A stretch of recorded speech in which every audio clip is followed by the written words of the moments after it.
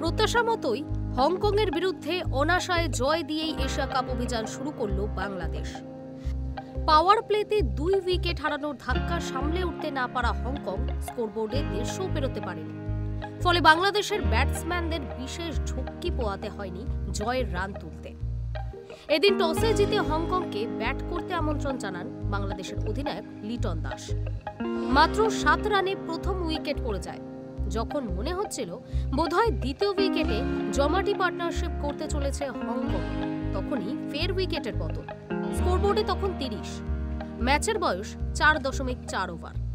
এই জোড়া ধাক্কা হংকং ব্যাটিংয়ের মেরুদণ্ডই ভেঙে দেয়। শেষ পর্যন্ত তারা শেষ করে 7 উইকেটে 143 রানে। সর্বোচ্চ স্কোরার নিজাকত খান, তিনি 42 রান করেন, যদিও ইনিংসটি ছিল অত্যন্ত ধীরগতির।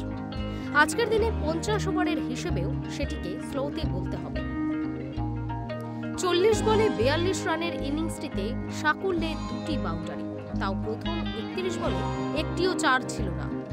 ওপেনার জিশান আলী এবং 5 নম্বরে নামা ইয়াসিন মুর্তাজা চেষ্টা করেছিলেন ঠিকই, কিন্তু তা যথেষ্ট ছিল না। বাংলাদেশের পক্ষে 2টি করে উইকেট নেন তাসকিন, সাকিব ও রিশাদ। তবে আলাদা করে উল্লেখ করতে হবে মুস্তাফিজুর রহমানের কথা। নিজের 4 ওভারে মাত্র 22 রান দেন তিনি, অর্থাৎ ওভার প্রতি 6 রানও খরচ করেন। যদিও 11 ম্যাচ পরে উইকেট শূন্য থাকতে হলো তাকে।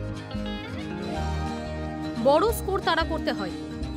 তবুও বাংলাদেশ ইনিংসের 3য় ওভারেই পারভেজ হোসেন ইমন আউট হয়ে যাওয়ার বিপদের গন্ধ পেয়েছিলেন সমর্থকরা। ওই ওভারের 3য় বলে ফাইন লেগ দিয়ে চমৎকার ছক্কা মেরেছিলেন পারভেজ, কিন্তু ওভারের শেষ বলটি ছিল স্লোয়ার।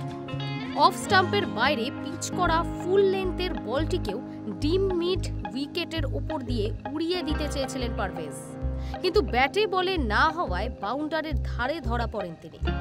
14 বলে 19 রান করে সাজঘরে ফেরেন তিনি। এরপর ফের উইকেট পড়ে পাওয়ার প্লের শেষ ওভারে। তানজিদ হাসান তামিমও বড় শট খেলতে গিয়ে মিড অফে ক্যাচ দিলেন। বাহাতে ওপেনার আজ আদৌ ছন্দে ছিলেন না। 18 বলে করলেন 14, 4 মাত্র একটি। এরপর আর কখনোই মনে হয়নি হংকংয়ের এই ম্যাচে কোনো সুযোগ আছে বলে। অধিনায়ক উচিত ইনিংস খেলে গেলেন লিটন। মাত্র 33 বলে অর্ধ-শতরান করলেন তিনি। দলের জয় যখন 2 কদম দূরে, তিনি ফিরলেন 39 বলে 59 করে। মেরেছেন 6টি বাউন্ডারি ও 1টি ছক্কা। তাওহিদ হৃদয়ও তাকে চমৎকার সঙ্গত করলেন 36 বলে 35। 7 উইকেটে অনায়াসে জয় পেল বাংলাদেশ। 14 বল বাকি থাকতে থাকতেই জয়ের রান তুলে ফেলল তারা। Hi News network.